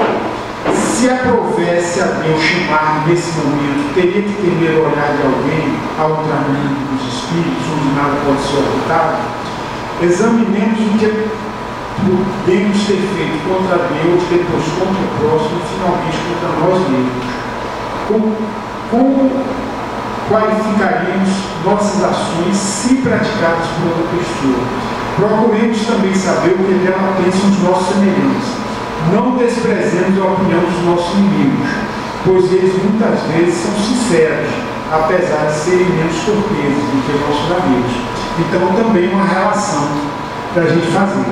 Essas relações nós chamamos de agenda moral, né? Do mesmo jeito que a gente tem uma agenda para a gente fazer uma coisa, olha, hoje eu preciso fazer isso aqui. Aí a gente diz, hoje eu preciso trabalhar mais a minha vontade. Anota também, ou seja, a gente tem uma agenda operacional, a gente pode ter uma agenda financeira, hoje eu tenho que pagar isso, tenho que pagar aquilo, tenho que pagar aquilo outro. Só vou receber dinheiro daqui a 10 dias, como é que eu faço, né? Então você tem uma agenda financeira, você tem uma agenda operacional, uma agenda das tarefas, e a gente precisa construir a nossa agenda moral, né? E a nossa sugestão é Agostinho, Franklin, a nossa sugestão, né? Claro que espírita, a gente sabe, o espírita é sempre estudioso, tem boas ideias, pode fazer construções melhores e se descobrir melhores coisas, por favor, me digam, porque a gente vai aperfeiçoando, né? Então, pessoal, vamos dar um intervalo, tá? Agora vocês fiquem à vontade para vocês comentarem no caso do outro, eu sei que vocês são bons nisso que eu estou dizendo, né? Fiquem à vontade para comentar o que quiser. Vamos começar a segunda parte do nosso simpósio, né? Vou perguntar, né? Veja só, esse processo de modificação íntima, ele é desafiador. E para ser espírita é preciso muito esforço, não é fácil. E a gente sofre muito. Por que a gente sofre muito? Quando você começa a ver a importância de se modificar interiormente, aí você se vê com 3 grandes dificuldades. Primeiro, a psicosfera espiritual que está nos a influenciar, que estão no mesmo estágio moral que nós. Segundo, são os compromissos do passado. Daquilo o que você é hoje é o que você alimentava no passado. Então você continua, né, nas mesmas falhas morais, embora também tenha virtudes. E finalmente, você está ligado no corpo. E o corpo, ele demanda, é um cavalo bravio, que você muitas vezes deixa que ele siga. E poucas vezes você está mais rédeas. Então, assim, na sua opinião, assim, qual o melhor caminho? Porque quando você se depara com tantas enfermidades morais, quando você luta para se libertar e muitas vezes cai, muitas vezes você faz planos e tem uma proposta, mas muitas vezes você, para muitas vezes atender ao seu egoísmo, você cai novamente. É como se dissesse, eu me comprazo no erro. Mas, na sua opinião, o que você nos aconselharia por ser um estudioso dessa parte do caráter humano espiritual? Meus queridos irmãos, eu me considero um iniciante desse tema, tá certo? E sei com certeza que tem pessoas aqui que eu preciso aprender com elas. Eu tenho certeza, não tenho dúvida, não tenho certeza. Mas assim, de fato, eu lembro uma vez que nós fomos, tem uma colega que trabalha por poder dessa colega, né? Ela disse assim, olha, tem um Réveillon que é bem baratinho. Eu digo, opa, é comigo mesmo. Você vai com tua esposa, eu vou também. Oh, beleza, onde é? Aí disse, não tem um budista. A gente vai passar lá no templo budista, você paga uma taxinha, tem alimento, tem tudo. Eu digo, vou, preciso disso, estou lá. Aí fomos, né? Aí cheguei lá, me identificaram logo como espírita. Né? Aí disse, você é espírita? Não, eu sou espírita. O rapaz lá, o monge, sabe? A gente conversou muito sobre o espiritismo, né? E sobre o budismo também. Mas, no meio deles, eles disseram assim, pessoal, nós vamos nos concentrar e vamos fazer um voto. O que eles chamam de voto? É uma promessa. Eu vou me comportar bem em tal circunstância. Eles gostam muito de falar sobre compaixão. Né? Então eles diziam assim, eu vou me comportar bem na compaixão durante o dia de hoje. E aí eu ficava só refletindo ali, sem querer criticar. Lógico, mas fazendo a comparação com o espiritismo. Né? Quando Agostinho colocou essa técnica de perguntas a respeito de si mesmo, Allan Kardec disse, essa técnica realmente é interessante. Por quê? Porque quando a gente faz o voto, você diz assim, eu vou superar o orgulho, eu vou superar o egoísmo, eu vou superar a impaciência. Aí mais na frente você, rapaz, reincidir no erro. Não, eu fui até paciente e reincidi no erro. Né? A questão das perguntas, elas são interessantes porque é o seguinte, elas clarificam a sua situação. Então a prática da indagação, daquelas perguntas que Santo Agostinho para si mesmo, elas deixam você mais alertas, eles lhe dão uma consciência melhor daquelas suas necessidades morais. Né? Obviamente que é como Santo Agostinho disse lá enquanto ele estava na terra. Né? Cair ao humano, erguer-se divino. Permanecendo ele não usava a linguagem antiga, ele é satânico, né? A gente pode usar outra adaptação terminologia. Então, assim, é preciso primeiro que a gente insista, até que a gente vença o hábito, porque a questão nossa é preciso que a gente se enxergue. Nós temos hábitos ainda necessitados de corrigir. Então é preciso que a gente reconheça isso. Se a gente reconhecer isso, a gente já deu o primeiro passo, que é a humildade. Né? Segundo lugar, é o seguinte, além dessa técnica da indagação que é o autoconhecimento, segundo lugar é o seguinte, nós temos necessidade de alimento espiritual, como nós temos necessidade de alimento material. A gente não se alimenta todos os dias, não toma um cafezinho da manhã para ter força para trabalhar. A mesma coisa é a oração. É preciso que a gente se ligue a Deus todos os dias. Quando Agostinho disse assim, eu deixei de cumprir algum dever hoje, a gente poderia perguntar, como é que eu sei? Como é que eu posso responder isso para mim mesmo? Tem que ter um checklist, né? Eu tinha que fazer isso, deixei de fazer isso aqui. Mas a gente, de memória também, a gente já pode dizer uma coisa. Qual é o nosso primeiro dever? Amar a Deus sobre todas as coisas. Né? Então a primeira coisa que a gente faz quando acorda é pensar em Deus, é refletir um pouquinho sobre Deus na manhã. Né? É fazer uma reflexão sobre nós mesmos, sobre os nossos compromissos. Né? Quando a gente se imbui desse sentimento do amor a Deus, que às vezes a gente esquece. Eu estou dizendo isso de mim mesmo. A minha experiência espírita, assim, ela não impunha claramente a necessidade de todos os dias, para mim, na minha percepção obtusa, todos os dias nós precisamos nos ligar ao Criador, a Deus, e nos comprometer com esse amor ao Criador. E também, em consequência, o amor ao próximo. Por isso que as perguntas de Santo Agostinho são fundamentais. Deixei de cumprir algum dever hoje? Quais são os nossos principais deveres? Amar a Deus sobre todas as coisas e ao próximo como assim. Então a gente vai se conscientizando. Segundo, alguém tem algum motivo de queixa contra mim? Tem. Então você já sabe que precisa corrigir ali. Mas assim, essa indagação está conectada com aquela outra recomendação de Jesus. Não façais ao próximo o que não gostaria que o próximo te fizesse. Por isso que nós estamos insistindo. Aquelas duas questões de Santo Agostinho. Então, o que eu quero te dizer é o seguinte, é porque a gente precisa se alimentar todos os dias espiritualmente, através da prece e da meditação. Breve. Isso não é para atrapalhar a vida de ninguém, nem é para fazer ninguém de freira nem de padre. A gente reserva alguns minutos logo de manhã, alguns minutos no meio-dia e alguns minutos à noite.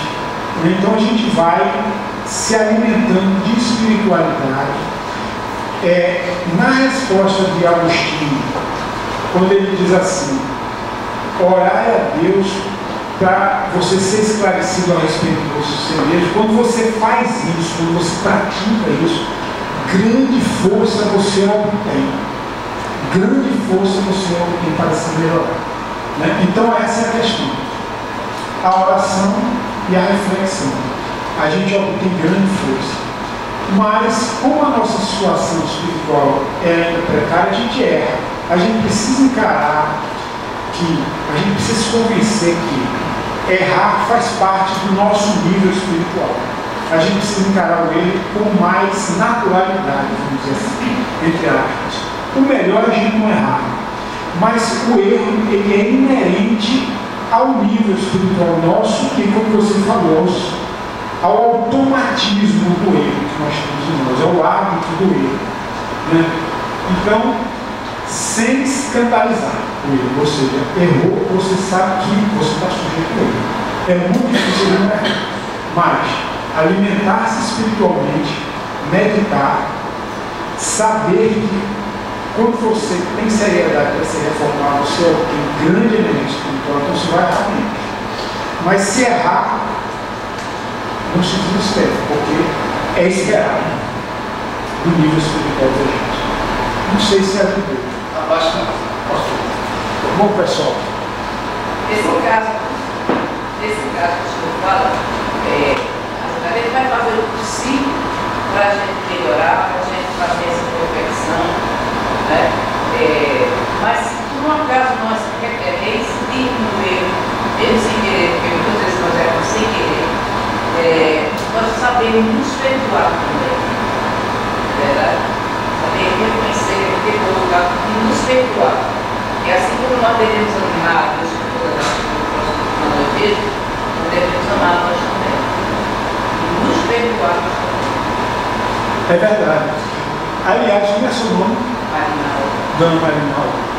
Viu, Marinaldo? Você me lembra também uma outra consideração, inclusive que tem nesse livrinho azul.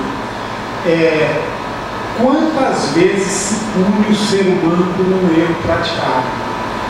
Muitas vezes a gente não perdoa as pessoas, a gente fica remoendo aquele erro que a pessoa fez contra nós, e às vezes durante muito tempo a gente fica cobrando da mulher, você fez aquilo comigo, você, às vezes durante tempos e tempos. E a mesma coisa em relação a nós. Às vezes nós ficamos ruminando uma culpa durante quanto tempo. Aí a pergunta é, isso é justo? Claro que não. É preciso que a gente se conscientize do erro e se disponha a corrigir, mas não que fique se maltratando, porque isso não produz. Isso não produz todo mundo. Então, obviamente é isso. Errei, vou me corrigir, vou me retificar. E agora uma coisa interessante que o Espiritismo diz é isso. Quanto ao ensinamento da reencarnação, ele nos diz isso: todos os erros são remissíveis. Ou seja, a gente pode recuperar, pode pagar todos os nossos erros. Se a gente cometer um erro contra uma pessoa, a gente ora, pede desculpa, e procura reparar o prejuízo se deu. Allan Kardec ele nos diz, para a gente eliminar lá no Céu e Inferno, naquele trecho que tem o Código Penal da Vida Futura, se eu não me engano é esse aqui, mas se não for, lá é fácil localizar. Para que uma falta seja apagada, é preciso que a gente se arrependa. Você se arrependeu, não queria fazer aquilo, vou tentar não fazer mais. Ou seja, um arrependimento. Mas, além disso, você precisa aceitar normalmente as consequências.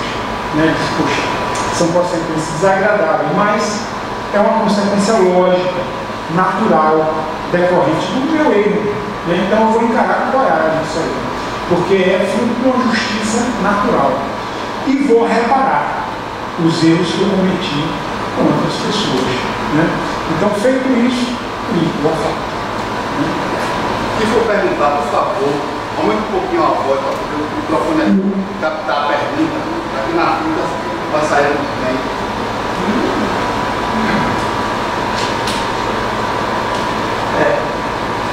Você se incomoda de dizer seu nome?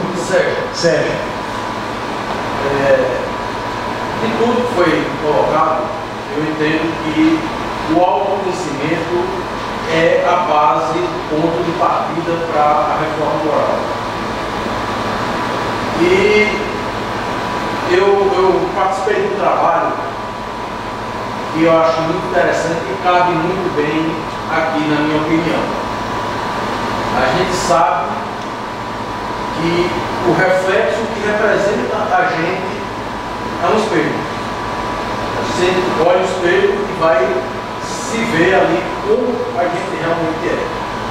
E esse trabalho, ele traz o outro como o nosso espelho. Então assim, eu coloquei no papel, listei as minhas virtudes, meus pontos de melhoria, certo? E dentro de um grupo, 5 pessoas listaram sobre mim as virtudes e os pontos de melhoria.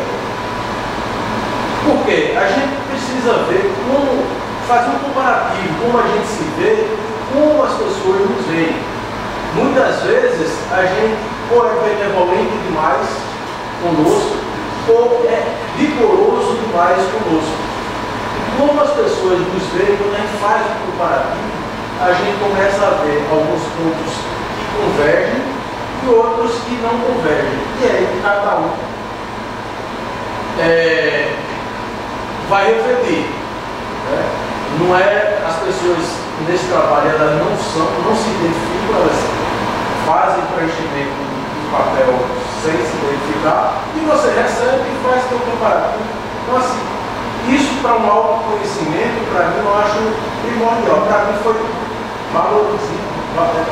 muito valorizado, porque assim me deu uma consciência muito boa de mim. Sérgio, uma coisa interessante é uma aprendizagem para mim, né? Na verdade, a gente está fazendo esse trabalho em várias instituições, por isso eu até agradeço muito as instituições, por quê? Porque a gente vai ouvindo as sugestões das pessoas e vai incorporando no nosso trabalho. É uma dinâmica interessante, isso aí nós vamos incorporar, com toda certeza. Agora, o que eu queria dizer para você é o seguinte: isso aí é a prática do que Agostinho falou ali. Porque ele diz, procure saber o que as pessoas pensam de você.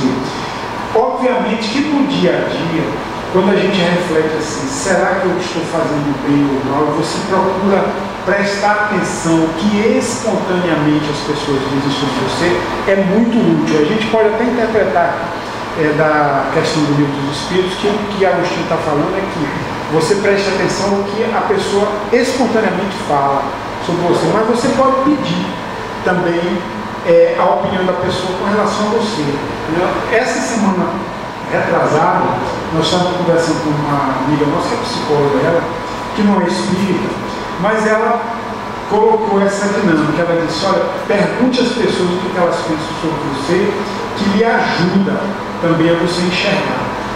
E tem outra vertente, né? Chico Xavier diz o seguinte: quando alguém está fazendo alguma crítica contra mim, eu procuro ouvir com tranquilidade, sem exaltação, sem nervosismo, sem ressentimento.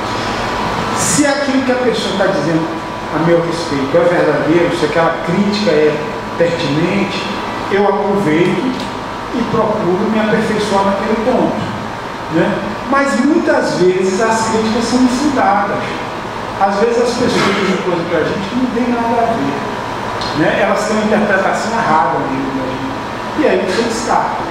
Chico Xavier diz: quantas vezes eu ouvi muito tranquilamente as mentiras que disseram contra mim, né? Então, assim, é preciso filtrar e encarar com naturalidade. Ou seja, às vezes é um grande desafio para o nosso orgulho, né? Mas você encarar com naturalidade, você ouvir o que as pessoas dizem para você, é uma grande conquista. Mas a dinâmica do anonimato é um exercício muito bom, essa que você falou, e eu te agradeço. Cabe a cada um aí, naquilo que você falou, ser sincero consigo mesmo, mas receber e ver, como você falou agora, o que cabe, né, o que eu sou, mas assim, se 5 pessoas que estão fora da tua visão, 4 ou as 5 diz alguma coisa que você acha que não é, você precisa prestar maior atenção. Você precisa se conscientizar que a sinceridade aí também é tendenciosa. Exatamente. É até uma coisa interessante, outro aspecto, que Allan Kardec no Evangelho segundo o Espiritismo tem uma parte lá, a autoridade da doutrina espírita, convergência, não uso outra palavra que eu não lembro agora, convergência universal dos ensinos dos espíritos. Ou seja, como as leis espirituais elas não são fáceis de nós entendermos, porque nós estamos encarnados, Allan Kardec fazia o seguinte: quando vários espíritos confiáveis, em vários grupos espíritas, através de médios desconhecidos uns dos outros, né, espontaneamente eles trazem uma nova realidade, aquilo ali tem fundamento, né? Eu estou trazendo essa conexão com a parte doutrinária, na verdade, que não é exatamente o nosso tema, mas é como você disse: se um colega do trabalho faz uma crítica para mim, eu chego em casa, meus filhos fazem essa crítica para mim, até educadamente, eu disse: poxa, 2 pessoas estão dizendo a mesma coisa, desconhecidas umas das outras. Tudo indica que tem um fundamento bem sólido, né? Assim, ou seja, eu estou precisando de uma retificação desse comportamento aqui. Então, é uma reflexão bastante válida. Desperta para isso, você precisa trabalhar nesse ponto, melhorar nesse ponto. E aí, eu acho que assim, as metas que a gente tem que traçar, vocês elencam uma série de pontos de melhoria. As metas que a gente tem que traçar, a gente tem que começar a traçar das mais fáceis para as mais complexas. Isso, claro. Dá um anônimo, né? Ver o progresso que a gente conseguiu. Isso, exatamente. Uma outra recordação que eu faria é o seguinte, uma outra colocação, já que você tocou nesse assunto também, é o seguinte: vocês viram aquelas anotações de Franklin, né? Aquele X que ele colocava, esse ponto aqui eu preciso chamar mais atenção, né, a respeito do meu comportamento. É interessante também você fazer uma dissertação sobre você mesmo. É como você disse, a gente elenca, a gente anota mesmo, independentemente de formulário, sem ser formulário nenhum. Você está numa palestra espírita, alguém falou sobre uma virtude que às vezes chama a atenção de você. Você anota aquilo ali para você refletir um pouquinho mais. As pessoas fizeram alguma crítica, provavelmente seria fundada. Você anota. Você mesmo percebeu alguma coisa que você precisa, você anota. Então você registra as suas necessidades morais. E você pode até detalhar, Como é que eu me sinto? Como é que eu me sinto dessa forma? Por que eu faço isso? Por que eu cometi aquele erro? O que me motivou?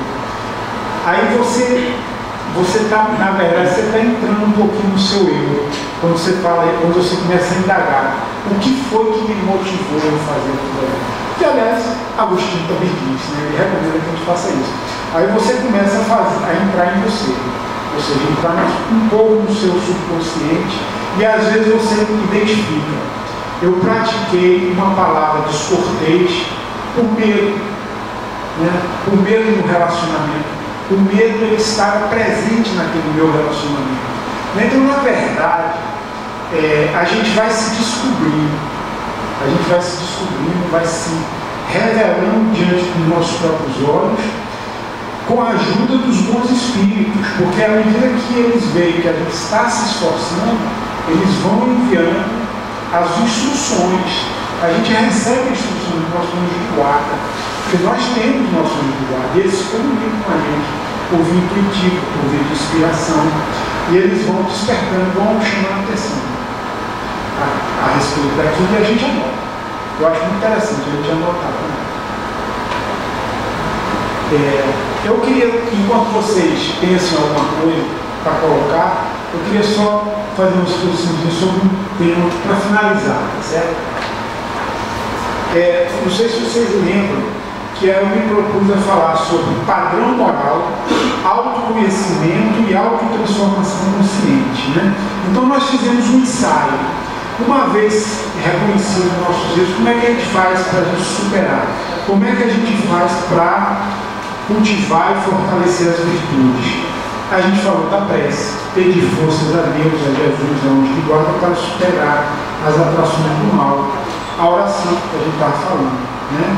Fazer meditações pensando no defeito a ser superado. Refletir sobre os prejuízos morais, físicos, na saúde, que o defeito específico provoca em nós e em nossos entes queridos. É importante a gente se conscientizar. Isso que eu estou fazendo não é bom. A gente descobre, ó, isso aqui não é benéfico para mim.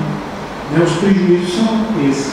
Entender os benefícios da superação. Olha, se eu superar esse defeito, eu vou ter vários benefícios. Quais são os benefícios que eu vou ter? Pensa um pouquinho sobre isso, né? Pensar nesses benefícios, dizer para si próprio que a superação é possível, né? Observar e imitar pessoas e personagens históricos que conquistaram a virtude pretendida. Jesus, São Francisco, Paulo de Tarso, Agostinho e outros. Incluir compromisso de vencer as limitações morais na agenda pessoal. Quando a gente diz assim, hoje eu vou fazer tal coisa, anota na agenda e anota também no dia. Hoje eu vou ser mais equilibrado na minha palavra. Hoje eu vou tratar com mais gentileza as pessoas. Vou ser mais gentil com minha esposa, não vou ser muito durão com ela. Não vou ser muito durona com meu marido. Não sei. Estou falando assim, não chute, né? A gente não sabe. Com os meus filhos, com os meus vizinhos. A gente bota na agenda ali. Vou fazer isso hoje. Sempre que observar algum pensamento negativo em si, substituir esse mau pensamento por um pensamento bom. Esse aí é de Divaldo Franco, né? Nas palestras dele ele diz. Então, um pensamento negativo, então, eu não tenho muita alergia do mal, não, porque o mal está em nós.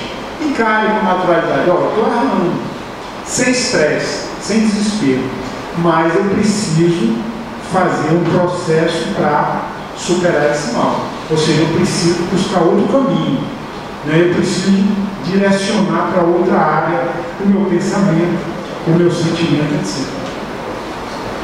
Fazer o bem constantemente e repetir as boas ações para que se tornem habituais e que sua prática passe a ser natural.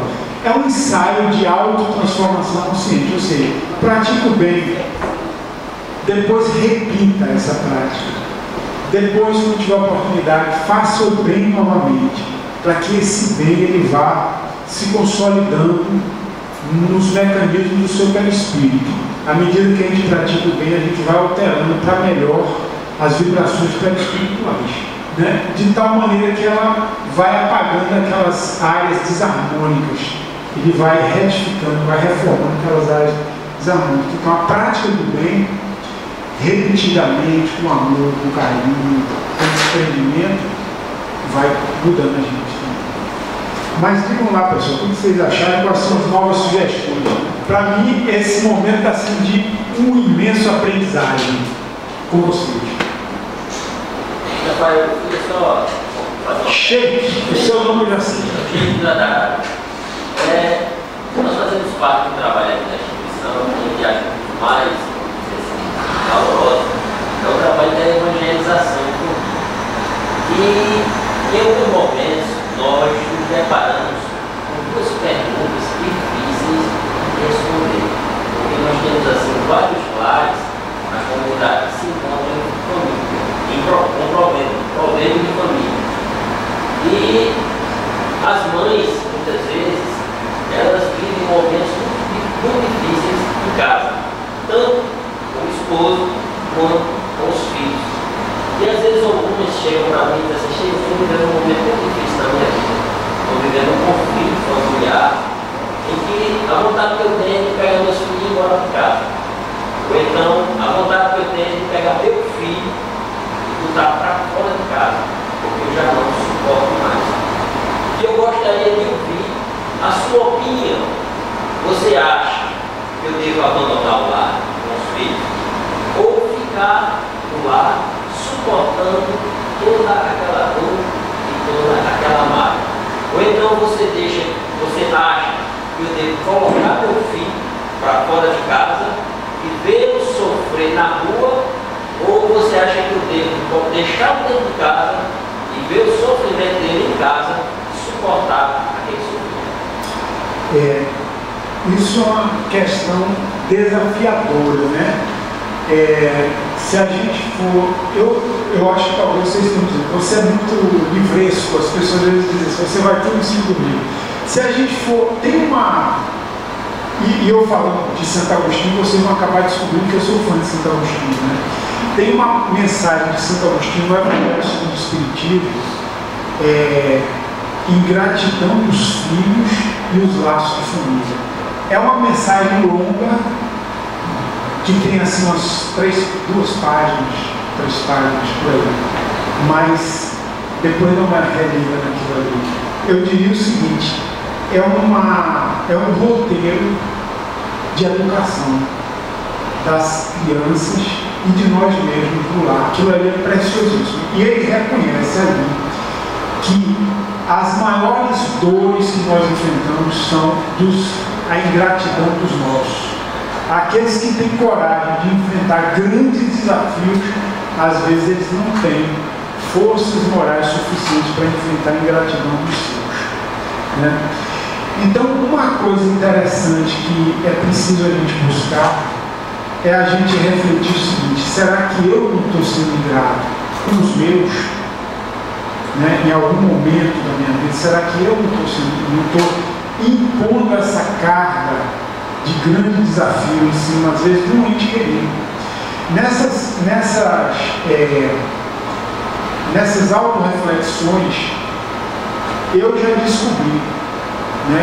Eu não sei nem se superei, mas eu já descobri, estou confessando publicamente. Eu queria fazer um ato de crueldade, assim, de ingratidão com um ser amado. Aí eu digo, puxa, imagine que categoria de espírito, né? Quando você vai maltratar um ser amado. Peraí, não, é muita inferioridade. Você ama e ainda maltrata, né? Aí a gente desperta. Esse autoconhecimento é importante por isso, porque você enxerga: eu estou querendo fazer o mal. Não era nem fazendo, mas pretendendo fazer, né? Então você diz, puxa, isso aqui não dá. Então o que eu diria, Chico? Primeiro lugar, é muito importante o Evangelho no lar. Não sei se vocês têm. Mesmo com o Evangelho no lar, a gente ainda vai se deparar com grandes desafios. Mas o Evangelho no lar é uma fonte de energias espirituais tão grande para o nosso lar, que se a gente soubesse, a gente não falhava nunca no nosso Evangelho no lar, né? A gente tem aquelas preces individuais que a gente faz, mas o Evangelho no lar também, né? Certa feita eu estava dizendo a um colega a respeito desses conflitos familiares, que eu já passei alguns desses, né? Para um colega meu protestante. que ele trabalhava junto de mim, porque eu gostava muito de conversar com ele, gosto. Eu dizia, Edson, vou até dizer o nome dele para você, Edson, eu vou te dizer uma coisa, muitas vezes na minha família, eu não sei como resolver certos problemas de conflito familiar. Eu disse para ele, mas as soluções não vieram de mim, vieram de Deus, através da prece. Quando eu não sabia o que fazer, eu apelava para a prece. Eu digo a você, surgiram soluções que eu nunca imaginei e que eu não tenho competência de gerar e de aplicar no dia a dia. Né? Então, assim, é muito importante a oração, é fundamental. Eu acredito também que se as pessoas começarem a praticar o autoconhecimento, também ajuda muito. Também ajuda muito. Por quê? Porque muitas vezes a gente culpa o outro pelo problema relacional, quando a gente também contribui. Né? Não tem aquela história de Chico Xavier, a água da paz, né? A mulher disse, se é uma briga danada dentro de casa, ele disse, leva essa aguinha, o que eu faço com ela? Você bota na boca quando tiver a maior dificuldade no lar. Né? E não cuspa enquanto não passar a confusão. Né? Aí a mulher fez isso, ela disse, Chico, é milagrosa a água. Ela disse, mas é porque você fica calada na hora da confusão. Você não pode cuspir a água da paz. Né? Então você fica calada e quando vê tudo deu certo.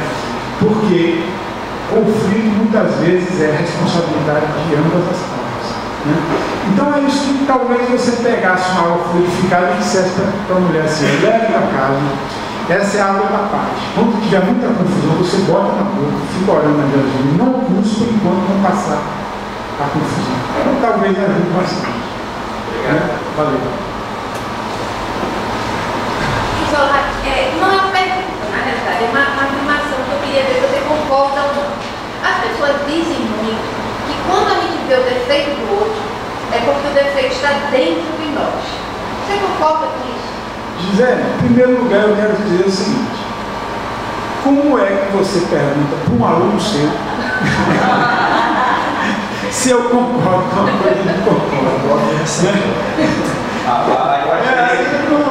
Não tem sentido. Oi? Não, ela não, só se for em outra encarnação. Só se for em outra encarnação. Mas Gisele e Júlio são meus professores de moral cristã. Vai se acabar. Vai se acabar. Bom, olha, eu vou te dizer uma coisa, Gisele. Eu não sei dizer a você se sempre é assim. Mas eu vou contar uma história minha também, tá certo? Dizem o seguinte, quando a gente aponta o dedo dos outros, tem três para olhar para a gente, né? Porque muitas vezes a gente é cego, a gente às vezes é tão cego com relação aos nossos defeitos, que às vezes a gente enxerga o defeito que a gente tem no outro e aponta às vezes com rigor, e critica com rigor. Depois, numa dessas reflexões que a gente faz assim, do autoconhecimento, a gente, puxa, eu tenho aquele defeito. Foi por isso que Jesus disse assim, antes de você tirar o cisco do olho do outro, tira a trave do seu. Né? Então, assim, tem uma lógica. O que eu não posso afirmar é que é sempre assim.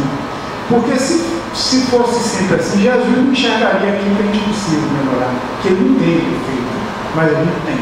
Né? Então, assim, eu acredito que não seja absolutamente sempre. Né? Mas que em muitos casos, sim. E nessa dinâmica aí de autoconhecimento, é importante, quando a gente vê o defeito do outro, a gente para um pouco pensar assim, eu também tenho ou não tenho esse defeito? Né? Então, é uma oportunidade de a gente ter um autoconhecimento também, porque a gente muitas vezes não enxerga do outro. Eu lembro uma vez, me pediram emprestado um livro, tem um colega que diz assim, espírita, eu tenho apego a livro. Eu disse, dentre outras coisas, eu tenho apego a livro também, né?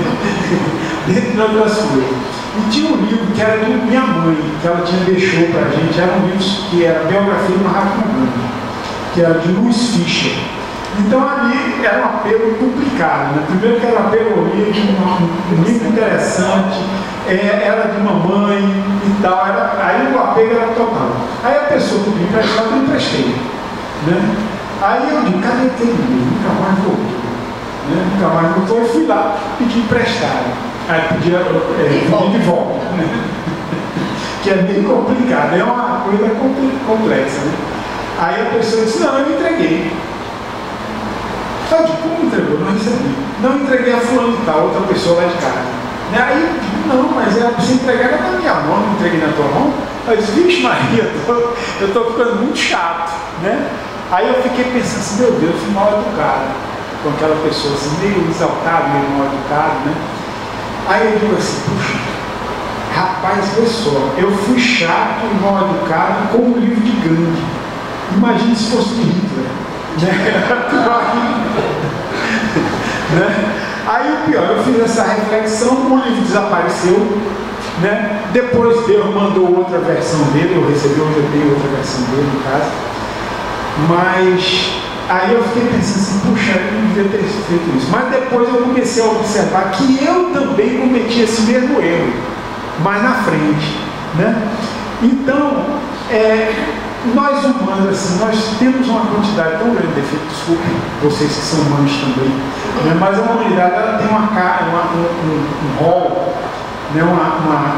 Um patrimônio negativo grande, que é difícil a gente ver o erro dos outros sem a gente ter. Eu acho difícil, tá entendendo? Não estou dizendo que é sempre o caso, mas é difícil. Mas Emmanuel mesmo diz, né, que quem está reencarnado na Terra tem mais ou menos os defeitos e as mesmas virtudes, somos mais ou menos espíritos equiparados. Né? Quando você falava isso sobre Santo Agostinho, eu estava lembrando aqui que eu fiz um trabalho sobre a porta estreita. O que é a porta estreita e a porta larga? E justamente eu me baseei em Santo Agostinho para mostrar essa reflexão de Santo Agostinho, para mostrar que a grande dificuldade que nós temos de atravessar a porta estreita é justamente a gente vencer o orgulho, vencer a vaidade, vencer o egoísmo. Tudo isso é sacrifício para a gente. Então, vencer, caminhar pela porta larga, da prepotência, do orgulho, dos enganos, das ilusões, é fácil para a gente. Pelo estado de imperfeição que nós estamos atrelados. No entanto, você vencer-se a si mesmo, aí é o grande desafio. Aí muitas das vezes gera em nós aquele sentimento de autoculpa, mas eu não presto, eu sou infeliz e sofro porque eu mereço mesmo, porque eu sou ruim. E a gente tem que entrar com outro paliativo, mostrando, eu sou imperfeito, eu tenho minhas dificuldades, eu estou na minha caminhada evolutiva e tenho que vencer. Isso não quer dizer que eu vou vencer hoje, mas eu vou começar a trabalhar hoje, me esforçar hoje para que eu chegue amanhã no meu desejo. Isso. E Emmanuel traz uma outra mensagem maravilhosa, né? Diz Emmanuel assim mesmo, que a natureza não dá saltos. Uma grande estrada ela tem que ser construída metro a metro. As grandes edificações, tijolo a tijolo. Isso. A evolução humana é do mesmo jeito. A gente vai vencendo os desafios dia a dia, vai conquistando os valores, vai tirando da nossa contabilidade as imperfeições e aumentando a soma das virtudes. Isso é que é importante, devagar e sempre. Isso. Santo Agostinho, lá nas confissões dele, ele diz que nós temos duas forças, uma contrária e uma positiva. E as duas são boas. Nós gostamos, mas nós temos que escolher uma. Né? Ele escolheu. Então é uma questão de escolha nossa. Isso. Eu vou concluir, tá? Eu vou concluir com Mahatma Gandhi, com 3 exemplos. Primeiro exemplo é o seguinte: ele estava lá na África do Sul e tinha organizado um grupo de aprendizagem espiritual que ele chamava de ashram. Aí chegaram 2 candidatos lá, nós queremos participar da aprendizagem espiritual. Eu disse, muito bem, pode ir. Varre no chão. Eles varreram no chão. Vamos preparar o almoço, descascar batata. E agora, gente? Vamos limpar o banheiro. No dia seguinte. lavem o chão, descasquem a batata, lavem o banheiro. No terceiro dia, a mesma coisa. Lavar o banheiro, inclusive, o sanitário era serviço reservado aos pares, ou seja, os menos categorizados lá das castas em diante. No terceiro dia, chegaram para ele e disseram assim: nós vamos iniciar o nosso aprendizagem espiritual quando? Ele disse: já começaram. Ele disse: quando é que vai terminar? Quando vocês fizerem de boa vontade o que até agora fizeram de má vontade. Segunda coisa, uma senhora chegou para ele e disse assim: olha, aqui está meu filho, ele não pode comer açúcar. O médico vive dizendo ali que não pode comer açúcar, mas ele come açúcar. Aí ele disse assim: traga seu filho daqui uma semana. Aí, na semana seguinte, ela levou o filho até Gandhi. Aí Gandhi olhou para o menino e disse: não coma açúcar. Aí a mulher olhou para ele e disse: você demorou uma semana para dizer isso? Ele disse: é porque eu passei uma semana tentando não comer açúcar, para depois aconselhar para ele, depois que eu conseguisse superar essa vontade. Terceira coisa, ele disse assim: o que é renúncia? Renúncia pode ser conceituada como você abandonar uma coisa que tem menos valor para obter outra coisa que tem mais valor. Como é que a gente pode interpretar isso do ponto de vista moral? Nós nos apegamos ao livro de Gandhi, às roupas, aos móveis, etc. A gente, para renunciar, pode renunciar para obter algo melhor. Mas no mundo dos sentimentos acontece isso também. A gente se apega à vaidade, à crença falsa de superioridade, ao orgulho, ao egoísmo, né? E inconscientemente a gente acha que é vantagem para a gente está agarrado com esse tipo de coisa. Se a gente encarar de outro ponto de vista, ou seja, a gente vai abrir mão de certos hábitos que a gente é apegado, às vezes a gente gosta, às vezes a gente não gosta, mas faz por causa da força do hábito. Se a gente tiver capacidade de renunciar, a gente precisa entender que renúncia não é perda.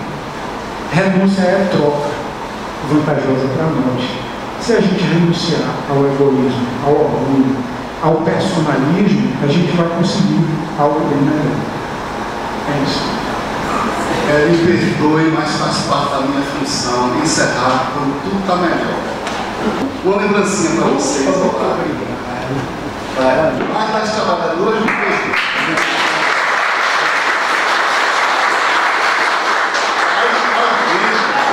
Temos artigos também femininos. Ah, é? Mas não é porque isso que tu tem sexo, é para sua esposa.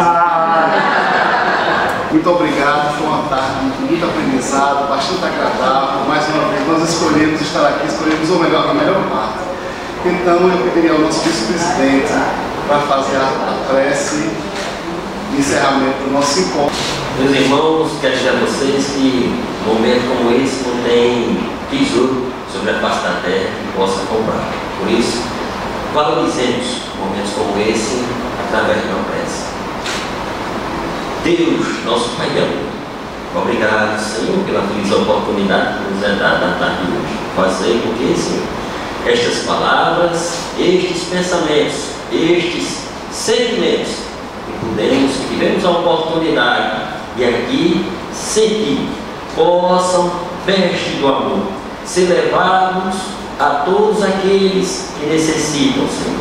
Sejam eles as crianças necessitadas, os enfermos, aqueles que muitas vezes, já na idade mais madura, não tiveram condição de comparecer. Para que, Senhor, através de exemplos como esses, que nos foi ensinado há mais de 2000 anos atrás, quando estivesse sobre a face da terra, possamos realizar em nós a reforma moral que aqui aprendemos na tarde de hoje. E com isso, Senhor, não apenas deixá-la na teoria, mas colocando em prática, saindo do conforto de nossas casas até aqueles que mais necessitam, levando até eles, Senhor, não apenas o pão de cada dia, mas principalmente o aperto de mão, o abraço fraterno e o sorriso, para que, sendo abraçados, possam sentir, Senhor, o teu amor e a tua paz. Porque só dessa forma, Mestre amado, é que teremos sobre a face da terra a nossa consciência tranquila do dever cumprido.